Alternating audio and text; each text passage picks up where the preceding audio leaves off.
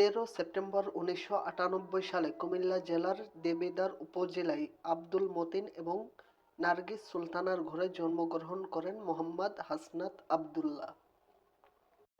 হাসনাত আবদুল্লাহ 2014 সালে দেবিদ্বার সরকারি Riazuddin pilot model উচ্চ বিদ্যালয় থেকে বিজ্ঞান বিভাগে মাধ্যমিক পাশ করেন। এরপর কুমিল্লার দেবিদ্বারের পারুয়ারা আব্দুল মতিন খসরু কলেজ থেকে বিজ্ঞান বিভাগ থেকে উচ্চ মাধ্যমিক সম্পন্ন করেন। তারপর তিনি 2016-17 শিক্ষাবর্ষে ঢাকা বিশ্ববিদ্যালয়ে ইংরেজি বিভাগে ভর্তি হন এবং বর্তমানে সেখানে অধ্যয়নরত আছেন।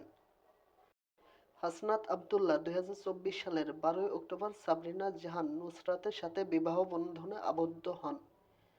সাবরিনা জাহান নুসরাত ঢাকা বিশ্ববিদ্যালয়ের শিক্ষার্থী। হাসনাত আবদুল্লাহ ও সাবরিনা জাহান নুসরাত বর্তমানে এক সন্তানের জনক-জননী। 2025 সালের 16 অক্টোবর রাজধানী ঢাকার একটি বেসরকারি হাসপাতালে ছেলের জন্ম হয়। ছেলের নাম রেখেছেন হাম্মাদ আবদুল্লাহ হামজা।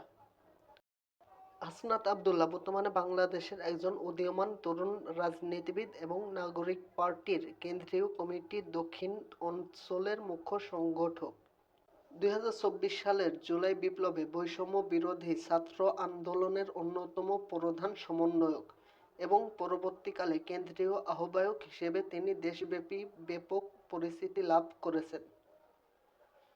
তিনি ত্রয়োদশ জাতীয় সংসদ নির্বাচনে কুমিল্লা 4 আসন থেকে 11 দলীয় জোটের প্রার্থী হিসেবে শাপলা কলি প্রতীক নিয়ে নির্বাচন করছেন। প্রিয় দর্শক, আপনার কি মনে হয় হাসনাত আবদুল্লাহ কি সংসদ সদস্য হয়ে তিনি যে ঘোষণা দিয়েছেন মাদক ও চাঁদাবাজ মুক্ত সমাজ গঠন করতে পারবে? আপনাদের মতামত কমেন্টে জানান। ধন্যবাদ।